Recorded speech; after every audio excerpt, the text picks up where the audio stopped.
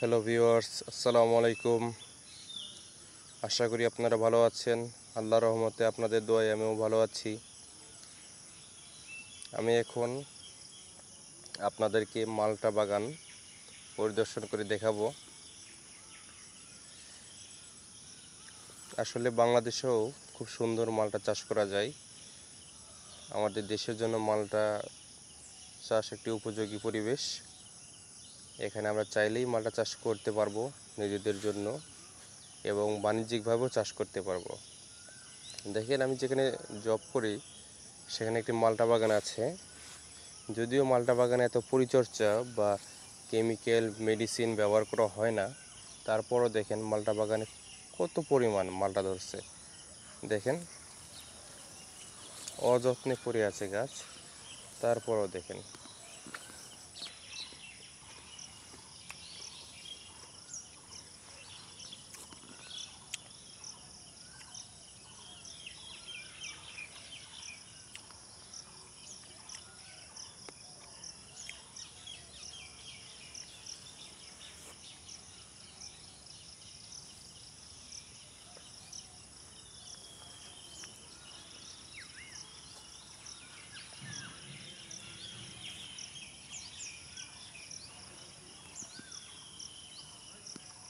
একটি মালটা গাছে প্রায় 150 থেকে 200 পিচ মালটা ধরছে।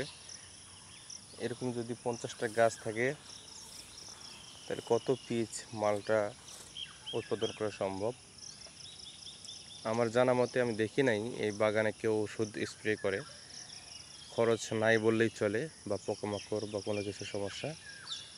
যদি এটা আরও যত্ন নেওয়া যায়, পানি সেচ বা ভিটামিন সমৃদ্ধ কোনো খাবার, তাহলে আশা করা যায় যে আরও বেশি পরিমাণ মালটা উৎপাদন করা সম্ভব। আমরা যদি আমাদের বাড়িতে 2টি মালটা গাছ, 2টি আপেল গাছ এবং এখন আঙ্গুর চাষ হচ্ছে বাংলাদেশে ব্যাপক পরিমাণ, আঙ্গুর গাছ লাগিয়ে রাখি, তাহলে এগুলো থেকে যে পরিমাণ ফল আসবে এগুলো আমাদের পরিবার জন্য যথেষ্ট হয়ে যাবে।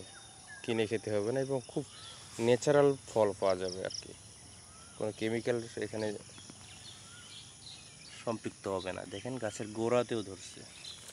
দেখেন গাছের মালটা কত ধরে, গাছের গোড়ার মালটা এখানেও ধরছে।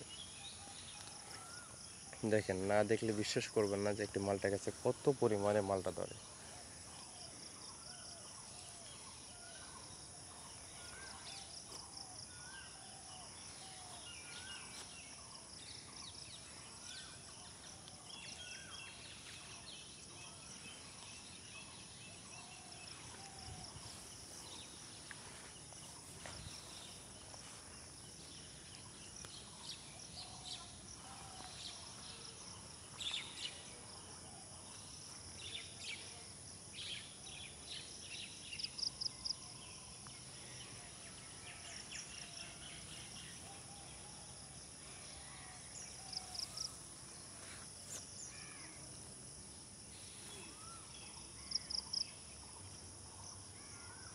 দেখেন ভিউয়ার্স, ছোট্ট একটি গাছে কি পরিমাণে মালটা আসছে।